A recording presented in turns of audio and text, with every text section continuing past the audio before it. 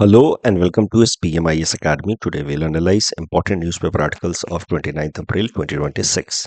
Please note you can download the PDF version of today's newspaper analysis by clicking the link given in the comment section. This is the list of the topics that we'll be covering from today's newspaper. The first topic is about UAE exits from OPEC. Important from our syllabus GS paper 2 international relations point of view. OPEC grouping के बारे में पहले समझते हैं. OPEC stands for Organization of the petroleum exporting countries. ये एक inter governmental organisation है जिसमें दुनिया के 12 देश अभी तक मेंबर हैं. ये 12 देश मेनली वो कंट्रीज हैं जो क्रूड ऑयल प्रोडक्शन में लीडिंग कंट्रीज हैं, मतलब मेजर क्रूड ऑयल प्रोड्यूसर्स हैं. और ये ओपेक ग्रुपिंग इन देशों ने बनाई ही इसलिए है ताकि पेट्रोलियम प्रोडक्ट्स के सप्लाई को लेकर के आपस में कोऑर्डिनेशन बना सके. इंटरनेशनल मार्केट में petroleum products mainly crude oil का सप्लाई नहीं बहुत ज़्यादा हो जाए. सारे देश जो मेजर क्रूड ऑयल प्रोड्यूसर्स हैं वो इसका हिस्सा हैं.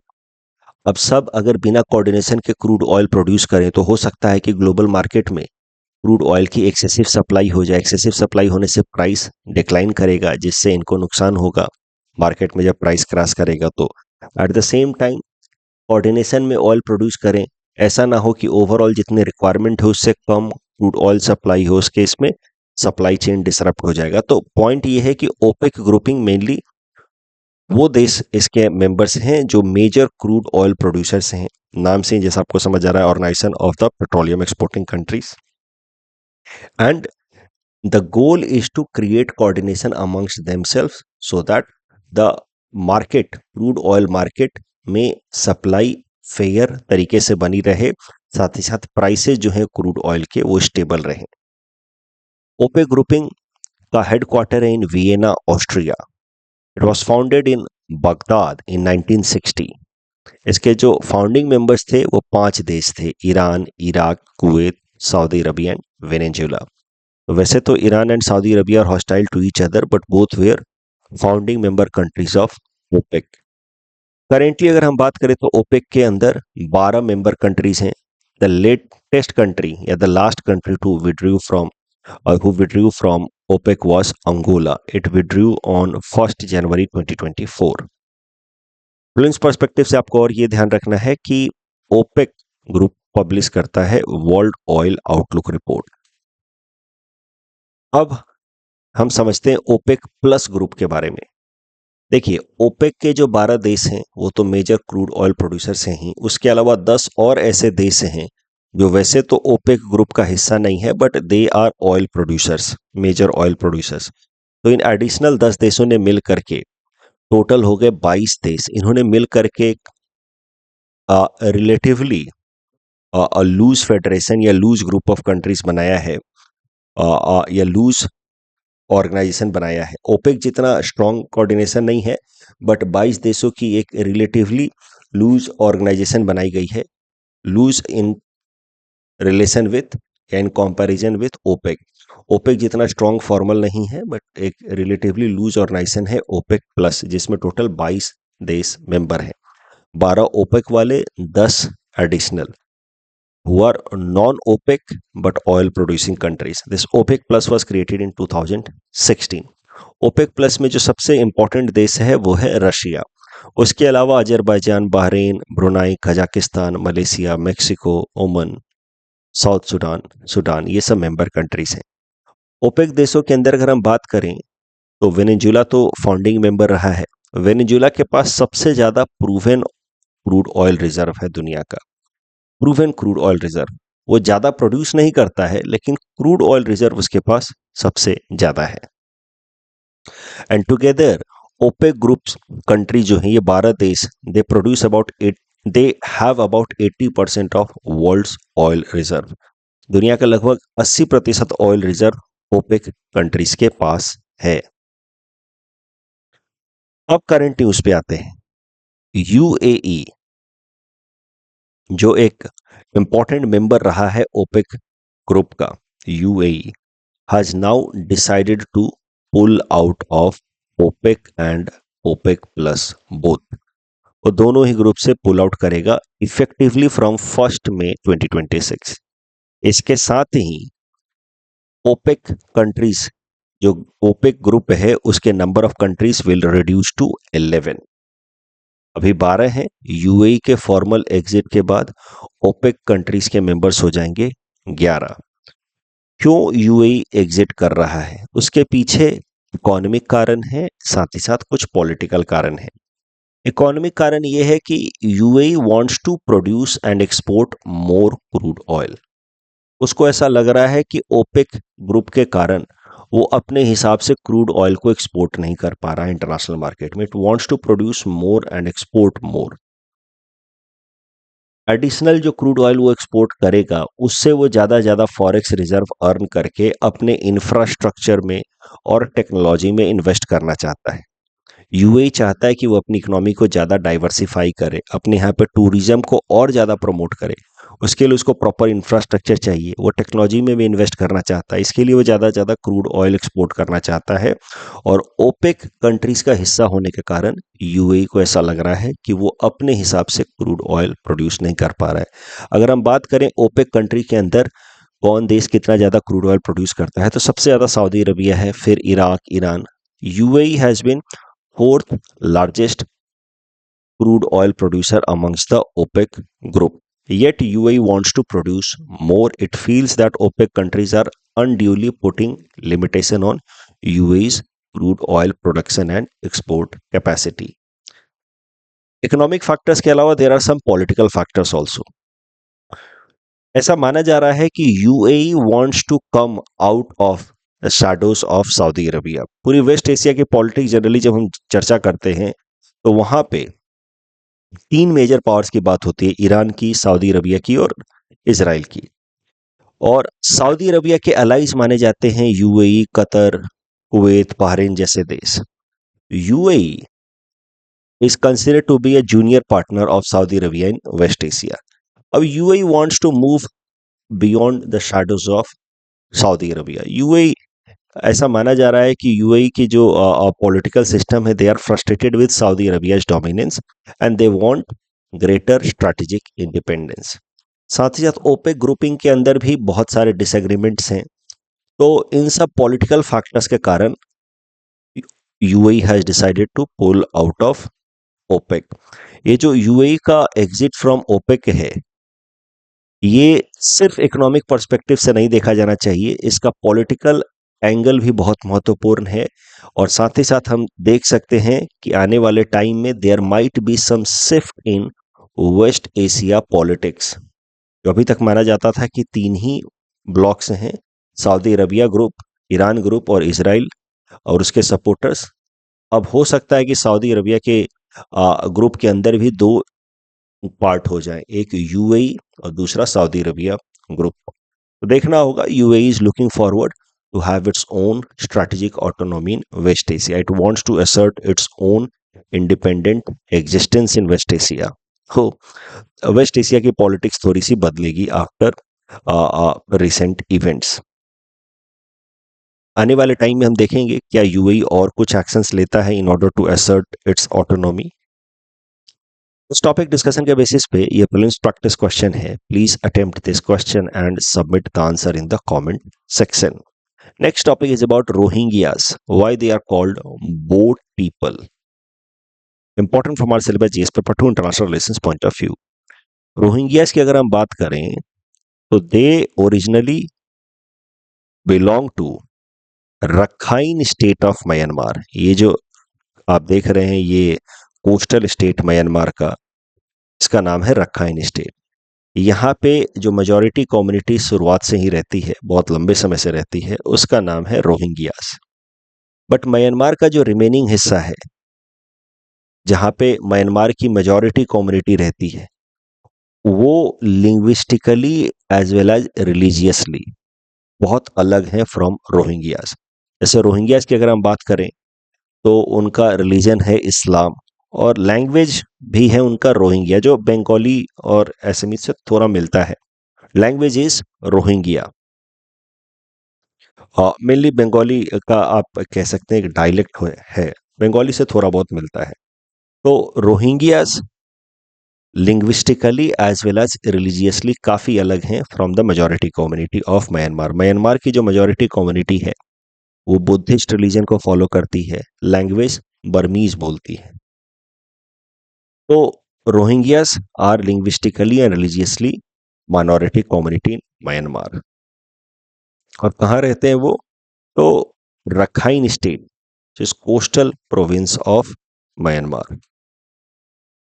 अब रोहिंग्यास माइनॉरिटी में है, साथ ही साथ ये जो मेजॉरिटी कम्युनिटी है वो लिंग्विस्टिकली रिलीजियसली काफ़ी अलग है। तो majority community has been asserting its dominance over Rohingyas, और वो अलग अलग तरीके से रोहिंग्यास को के ऊपर एट्रोसिटीज कमिट करते हैं। एक कानून लाया गया 1982 में, Burmese citizenship law. According to this law, now Rohingyas had to prove that they have been living in this Rakhine state prior to 1823। तो लगभग उनको साबित करना था कि वो 150 साल से भी पहले से रह रहे हैं, 160 साल से ज़्यादा पहले से वो और उनके एंसेस्टर्स रह रहे हैं, उनके एंसेस्टर्स रह रहे हैं in the Rakhine state. It became almost impossible for most of the Rohingyas living in the Rakhine state to prove their citizenship as per this 1982 Burmese citizenship law, जिसके हिसाब से उनको साबित करना था कि their ancestors were living in this region prior to 1823। जब वो साबित नहीं कर पाए तो ज़्यादातर इन रोहिंग्यास की सिटीजनशिप खत्म कर दी गई, रिवोक कर दी गई। इसके साथ ही these Rohingyas became stateless people, क्योंकि जहां वो रहते थे वहां पे उनकी सिटीजनशिप खत्म हो गई। अब जाए तो जाए कहाँ? इस देश के अंदर उनको नागरिक की तरह पहचाना नहीं जा रहा, और बाकी जगहों पे तो of course they are not citizens. और जब वो स्टेटलेस हो गए, they were not recognize as citizens, तो फिर उनको एक तरीके से इंट्रूडर्स की तरह ट्रीट किया जाना शुरू कर दिया गया कि तुम जबरदस्ती यहाँ घुस के आए हो, तुम इलीगल इमिग्रेंट हो।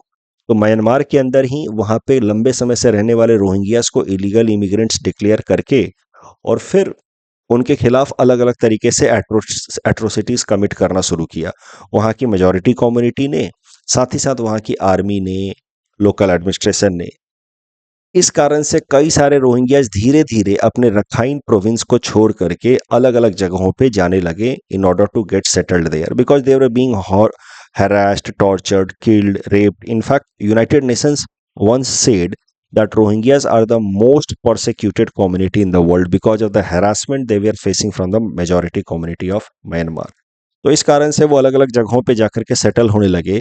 इसमें से एक मेजर जो एक्सोडस है रोहिंग्यास का, इमिग्रेशन है रोहिंग्यास का, वो है from Rakhine province to Cox's Bazar refugee camp of Bangladesh. एक बार जब एक मेजॉरिटी कम्युनिटी ने एक बार जब लार्ज स्केल पे हैरेसमेंट, टॉर्चर, एट्रोसिटीज कमिट करना शुरू किया रोहिंग्यास के ऊपर समवेयर इन 2017, खासकर म्यांमार के अंदर, वहाँ पे मेजॉरिटी ने प्लस म्यांमार की आर्मी ने रोहिंग्यास के ऊपर एट्रोसिटीज कमिट करना शुरू किया 2017 में। तो एक लार्ज नंबर में रोहिंग्यास यहाँ से माइग्रेट आउट कर गए, दे मूव टू बांग्लादेश। फिर बांग्लादेश ने उनको रेफ्यूजी की तरह शेल्टर दिया in Cox's Bazar refugee camp of Bangladesh, where in Cox's Bazar refugee camp of Bangladesh these Rohingyas are made to live in very cramped manner in unhygienic conditions। अब जरा समझते हैं कि इन रोहिंग्यास को बोट पीपल क्यों कहा जाता है। देखिए, अब रोहिंग्यास कुछ तो हैं रखाइन प्रोविंस में, और कुछ रोहिंग्या जो हैं वो कॉक्स बाजार में। यहाँ है रखाइन प्रोविंस, यहाँ है कॉक्स बाजार ऑफ बांग्लादेश। तो कॉक्स बाजार रेफ्यूजी कैंप में है कुछ रोहिंग्यास, कुछ हैं रखाइन प्रोविंस में। दोनों ही जगह उनकी स्थिति काफी खराब है। अब होता क्या है कि इन रोहिंग्यास को कई सारे ह्यूमन ट्रैफिकर्स कांटेक्ट करते हैं, उनको परसुएड करते हैं कि तुमको यहाँ से हम निकाल करके ले जाएंगे साउथ ईस्ट एशिया, तुमको हम इंडोनेशिया में छोड़ देंगे, मलेशिया में छोड़ देंगे, तुम हमें कुछ पैसे दे दो, जो है जो भी है तुम्हारे पास वो दे दो, हम तुम्हें मलेशिया में, इंडोनेशिया में, कुछ साउथ ईस्ट एशियन देशों में छोड़ देंगे, वहां तुम्हारी जिंदगी कम से कम यहाँ से तो बेहतर ही रहेगी। अब बहुत सारे रोहिंग्याज इस तरीके से कन्विंस भी हो जाते हैं। And then what these traffickers do, ये ह्यूमन स्मगलर्स करते क्या हैं, इन रोहिंग्याज लोगों से इनका सामान ले लेते हैं, पैसे ले लेते हैं और फिर इनको बोट में डाल करके ले जाते हैं और बहुत बार इनको ओपन सी में छोड़ देते हैं और वहां पे these Rohingyas are left stranded. उसमें से बहुत सारे लोग डूब के मर जाते हैं, कुछ लोग तैर वगैरह करके जैसे तैसे they swim and somehow reach to the coastal areas. तो ये ट्रेजेडी रोहिंग्याज के साथ काफी लंबे समय से चलती आ रही है and that is why Rohingyas are also referred as boat people sometime because of the perils that they face. होता क्या है कि म्यांमार के अंदर they are facing genocide, Bangladesh के अंदर they are living in plightful condition. तो अब वहां से निकलने के लिए वो स्मगलर्स का सहारा लेते हैं and then the smugglers leave these Rohingyas stranded in the sea after taking their belongings and that is why sometimes Rohingyas are referred as boat people. और ऐसा ही एक खबर रिसेंटली निकल करके आया जिसमें लगभग 250 से 280 लोगों से भरा हुआ एक फिशिंग बोट, जिसमें ज्यादातर रोहिंग्या रेफ्यूजीज थे, Rohingya refugees from Cox's Bazar camp of Bangladesh, वो जा रहे थे and they were trying to reach Malaysia and then this boat capsized near Andaman sea, जिसमें लगभग सारे लोगों की डेथ हो गई, 7-8 लोग बच पाए, बाकी सारे लोगों की डेथ हो गई। भारत का स्टैंड अगर रोहिंग्यास को लेकर के देखें तो भारत का एक बैलेंस्ड अप्रोच रहा है रोहिंग्यास को लेकर के। भारत देखिए सीधा सीधा म्यांमार गवर्नमेंट के अगेंस्ट नहीं जा सकता because of our own constraints and our own security concerns. तो हम म्यांमार को तो सीधा सीधा म्यांमार सरकार के अगेंस्ट नहीं जाते, इसीलिए officially India has always maintained this stand that Rohingyas issue is an internal affair of Myanmar government या Myanmar in which India will not interfere.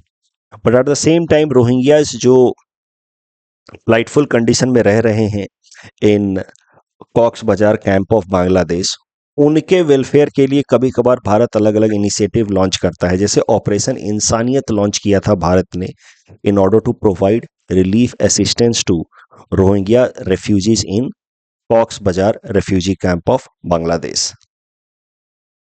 Bharat का ये जो अप्रोच है कि हम फॉर्मली स्टैंड रखते हैं कि Rohingyas matter is internal matter of Myanmar, but at the same time we provide some relief measure to the Rohingyas. It is a calibrated, balanced approach given our geopolitical compulsions, security and diplomatic interests. देखिए Myanmar हमारा पड़ोसी देश है, it is considered as India's gateway to south east Asia. अब Myanmar के साथ हमारे relations को हमें अच्छा रखना अलग अलग डायमेंशन से इंपॉर्टेंट है भारत के लिए। पहला, countering China's influence in the region. अगर हम म्यांमार के साथ अच्छा रिलेशन नहीं रखेंगे तो Myanmar will slide more towards या converge more along with China, और फिर अगर चाइना का इन्फ्लुएंस म्यांमार के अंदर बहुत बढ़ गया तो फिर नॉर्थ ईस्ट रीजन में सिक्योरिटी चैलेंजेस बढ़ सकते हैं, क्योंकि चाइनाज इन्फ्लुएंस इन म्यांमार का मतलब ये है कि म्यांमार साइड से माओविस्ट एंड इंसर्जेंट ग्रुप्स को खूब सारा सपोर्ट मिल सकता है, क्योंकि ये जो बॉर्डर है भारत और म्यांमार का नॉर्थ ईस्ट इंडिया में खासकर, यह बॉर्डर काफी रग्ड है, यहाँ पे पहाड़ हैं, नदियां हैं, जंगल हैं, इस कारण से इसको पूरी तरीके से सर्विलेंस कर पाना कभी कभार कठिन हो जाता है। इस एरिया से इंसर्जेंट ग्रुप्स को सपोर्ट कर पाना चाइना के लिए काफी आसान है। तो भारत नहीं चाहता कि म्यांमार भारत से हॉस्टाइल हो जाए, चाइना के क्लोज हो जाए, क्योंकि उसके बाद नॉर्थ ईस्ट इंडिया में सिक्योरिटी कंसर्न्स बढ़ जाएंगे। साथ ही साथ this region is infamous for growing OPM. यहाँ पे Myanmar, Laos, Thailand, in region में एक इनको कलेक्टिवली यहाँ पे कुछ पर्टिकुलर एरियाज हैं जिनको कलेक्टिवली कहा जाता है गोल्डन ट्रायंगल, जहाँ पे बहुत सारा ओपीएम ग्रो होता है। उस ओपीएम को हम नहीं चाहते कि वो भारत के अंदर बहुत ज़्यादा ड्रग ट्रैफिकिंग बढ़े, और इस कारण से म्यांमार के साथ कोऑर्डिनेशन रखना बहुत जरूरी है। अदरवाइज गोल्डन ट्रायंगल से ओपीएम ट्रेड भारत के अंदर और ज़्यादा बढ़ जाएगा, अभी भी हो रहा है, लेकिन म्यांमार सरकार के साथ कोऑर्डिनेशन रखने से at least we are able to keep some tab on it and restrict it to some extent. साथ ही साथ म्यांमार के साथ हमारे कुछ इकोनॉमिक इंटरेस्ट भी हैं, जैसे कि वहाँ पे स्वे गैस फील्ड जो है, वहाँ पे ऑयल एंड नेचुरल गैस को एक्सप्लोर कर रहा है भारत म्यांमार के साथ मिल करके in joint manner. Connectivity projects भी कई सारे हैं जो म्यांमार के थ्रू हम डेवलप कर रहे हैं। For example Kaladan multi modal project या IMT trilateral highway which are important connectivity projects as far as India's act east policy is concern. तो सिक्योरिटी कारणों से, इकोनॉमिक कनेक्टिविटी कारणों से एंड साथ ही साथ जियो पॉलिटिकल कारणों से, mainly because of China factor, हम नहीं चाहते कि हम म्यांमार गवर्नमेंट के अगेंस्ट जाएं, उनको अपना हॉस्टाइल बनाएं। इसी कारण से we do not directly interfere into Rohingyas issue and we maintain official stand that Rohingya issue is an internal affair of Myanmar, but at the same time humanitarian grounds पे we try to provide relief measures to Rohingyas refugees.